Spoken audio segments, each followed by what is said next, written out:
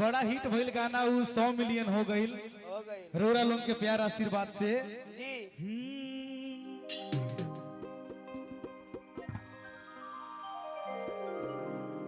कि टिकट बड़ी महंगा मिलता कि सुन के दिमागवा हिलता हो जाइब हम बतिया तारी के और फिल्म हम देखब खेसारी के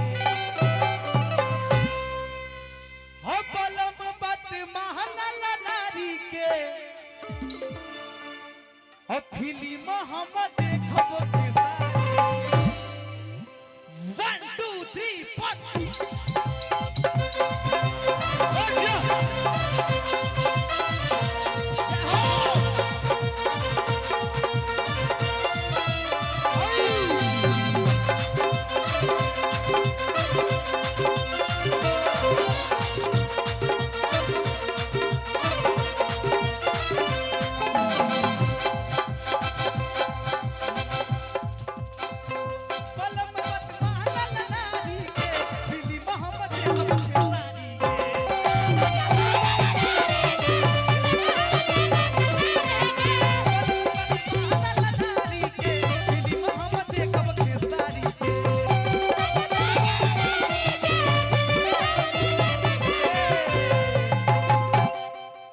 टिकट बड़ी महंगा मिलता कि सुन के दिमाग हिलता कि टिकट बड़ी महंगा मिलता कि सुन के दिमाग हिलता कि जाइब हम बतिया तारी के फिल्म हम देखब खेसारी के कि टिकट बड़ी महंगा मिलता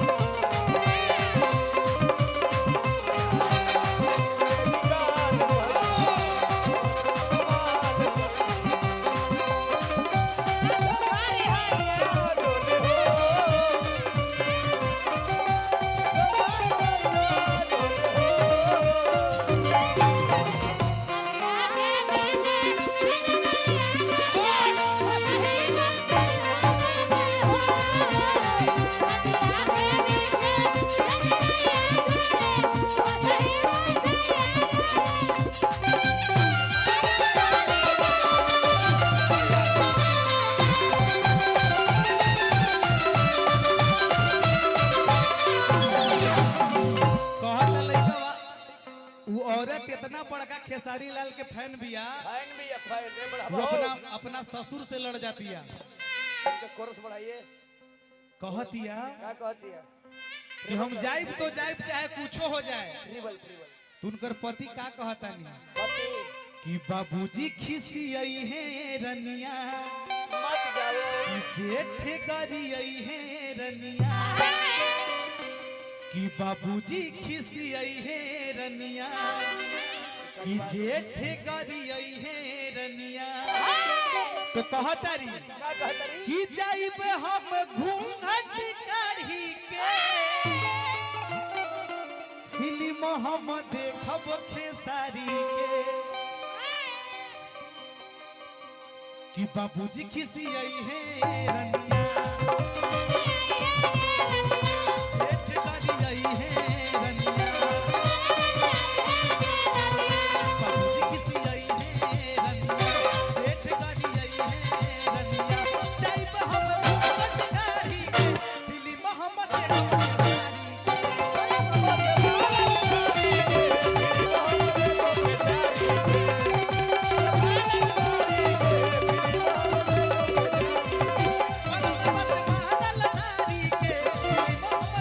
के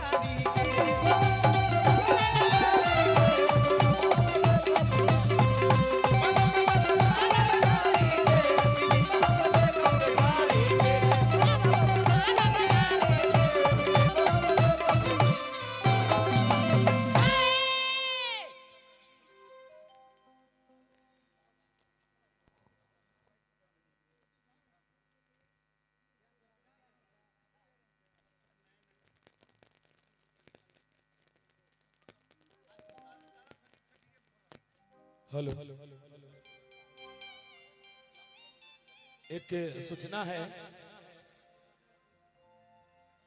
तिलक लेकर के जो लोग आए हैं गाड़ी खोल रही है, जिनको जाना है वो आराम से जाकर के गाड़ी में बैठ जाए।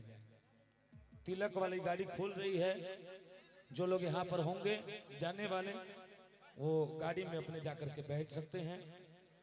और नेकी कर दरिया में डाल पहले चलता था, आज का दौर है कि कुछ करता सोशल मीडिया पे डाल, तो फोटो चल रहा है। और अभी भाई लोग भी समझ रहे हैं कि अभी ये फोटो खिंचवा लेते हैं, क्या पता खेसारी लाल की तरह मोनू अलबेला भी हाईलाइट हो गए, तो फिर फोटो लेने के लिए भी सोचना पड़ेगा, फोटोआ रहेगा तो यादगार रहेगा कि हम फोन मोनू अलबेला के साथ फोटो लिए हुए थे। अब आ जाइए, सच बताएं तो आपको देख करके दिल अपने आप में द्रवित हो रहा है कि आप वो शख्सियत है जो आप जिंदगी में हार नहीं मानने वालों में से है। जहां पर जिंदगी के तमाम लोग दम तोड़ देते हैं, थोड़ा सा कहीं असफल होते हैं तो अपने जिंदगी को छोड़ देते हैं। जरा सा इधर आ जाइए, हेलो भाई जरा सा आ जाओ, मोनू भैया। जहां थोड़ा सा असफल होने के बाद हमारे ये यूट्यूब के भाई हर बात आप लोग चढ़ाते हैं जो कंट्रोवर्सी होता है। एक इस दयावान, अगर आपके अंदर दया है, आप दयावान हैं, तो एक बार इस भाई को भी आप लोग अपने कैमरा के माध्यम से दिखाइए। जहां पर हमारे देश के युवा नौजवान थोड़े से असफल होने के बाद जिंदगी के जंग हार जाते हैं, जिंदगी को छोड़ देते हैं, वहां सीखने की ये मिसाल है, ये सीखने की लालसा है कि तू जिंदा है तो जिंदगी के जीत में यकीन कर, तो जिंदा है तो जिंदगी के जीत में यकीन कर, अगर कहीं है आसमां उतार ला जमीन पर। और सबसे बड़ी बात तो यह है कि कोशिश करने वालों की कभी हार नहीं होती। जलते हुए चिराग ने आंधियों से कहा कि हमें जलने के लिए किसी कोने की दरकार नहीं होती। एक बार इस भाई के लिए दोनों हाथ उठा दीजिए। आपके दोनों हाथ सलामत हैं, आप भाग्यशाली हैं, आप भाग्यवान हैं। जरा इस भाई को देखिए और इसके लिए दोनों हाथ आप लोग उठा दें। उस ईश्वर को धन्यवाद कीजिए कि आपके दोनों हाथ सलामत हैं। ये जिंदगी का सबसे बड़ा फलसफा, सबसे बड़ा नमूना, सबसे बड़ा मिसाल। अगर यहाँ आपके दोनों हाथ नहीं उठते हैं तो आपके दोनों हाथ रहने और ना रहने से कोई फर्क नहीं पड़ता है। एक बार दोनों हाथ उठा करके जोरदार ताली बजा दीजिए, इस भाई के जज्बे को सलाम कीजिए जो जिंदगी के तमाम यातनाओं को झेलता हुआ और मुस्कुरा करके सीना ठोक करके कहता है कि मैं जिंदा हूं और जिंदगी का सबसे बड़ा पैमाना, सबसे बड़ा सुकून, सबसे बड़ा फलसफा साथ लाया। Hello hello. और ये तो हमार घर है। ये जितने भी लोग आप लोग सभी लोग बैठे हैं ना, सभी लोग खड़े हैं, ये हमारा घर है और हमारी बुआ के घर है, मोनू भैया, आकाश बाबा।